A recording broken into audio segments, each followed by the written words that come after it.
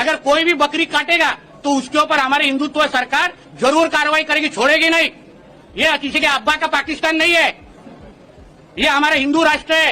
यहाँ के शरिया कानून लागू नहीं है, यहाँ डॉक्टर बाबा साहब अम्बेडकर का संविधान लागू है। तो जो नियम हिंदुओं को लगता है ना, वही नियम अन्य लोगों को भी लगेगा।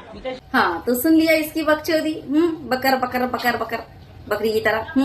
तो अगर कोई भी बकरी काटेगा तो हिंदुत्व सरकार जो है वो कार्रवाई करेगी। तो पहले तू ये मुझे बता दे कि होली के दिन जो बकरे की दुकान पर, बकरे की शॉप पर वो जो लंबी लाइन कई घंटे सुबह 4 बजे से जो लगाकर रखे हुए थे, वो लोग बकरे की दुकान पर कौन सी सब्जी लेने गए थे?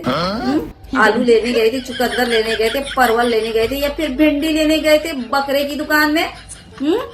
और दूसरी बात, कामाख्या मंदिर में जो बलि दी जाती है ना, ये सभी जानते हैं, है ना, बलि दी जाती है तो वो कौन सी सब्जी की दी जाती है?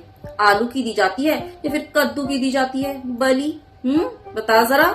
अब आते हैं मुद्दे पर, यानी कि तूने जो कहा ना हिंदू राष्ट्र, तो भारत जो है वो अभी तक हिंदू राष्ट्र बना नहीं है। अब इन फ्यूचर बनता है तो देखा जाएगा, लेकिन अभी तक जो है ना वो नहीं बना है। भारत धर्मनिरपेक्ष देश है, यानी कि यहाँ पर हर धर्म के लोग रहते हैं और हर धर्म के लोग अपने अपने तरीके से अपने अपने धर्म को फॉलो करते हैं और प्रैक्टिस भी करते हैं। पूरी आजादी है। बाबा साहब के संविधान के बारे में जो तूने जो बकैती पेली ना, हाँ, संविधान तो बोल दिया, लेकिन संविधान का एस भी तुझे नहीं पता।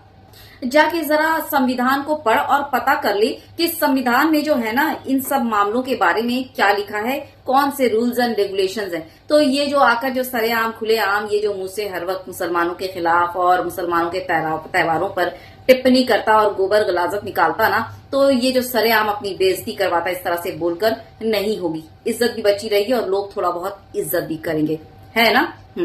तो हर वक्त लाइमलाइट बटोरना है और जो है मुसलमानों के खिलाफ आकर कुछ ना कुछ बोलना है। अपने त्योहारों में, अपने बलि के वक्त इनको जीव हत्या और जीव पर रहम नहीं आता, लेकिन जहां मुसलमानों का कुछ आता है तो इनकी जो है भावनाएं वो उमड़ उमड़ कर आने लगती हैं। और दूसरी बात ये बता, ये जो सब्जी और साग वगैरह जो खाता, उसमें भी तो जान है। साइंस पढ़ा है ना तूने?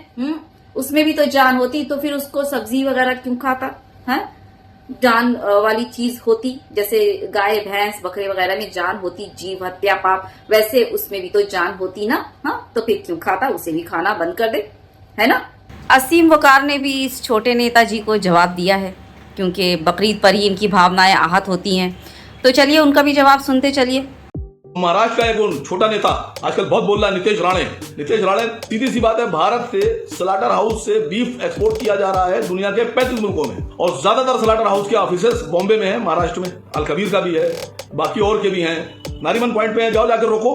तुम्हारे महाराष्ट्र के बॉम्बे शहर से बीफ का सौदा हो रहा है, बाकी मुल्कों में एक्सपोर्ट हो रहा है, लाइसेंस है, जाओ रोको जाकर। किसने मना किया तुम्हें रोकने के लिए? हिंदुस्तान से जो बीफ एक्सपोर्ट हो रहा है वो लगभग 25,000 करोड़ रुपए का बिजनेस है, भारत सरकार लाइसेंस देती है उसको।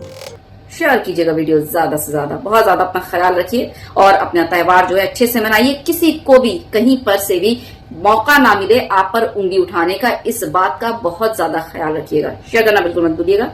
अल्लाह हाफिज।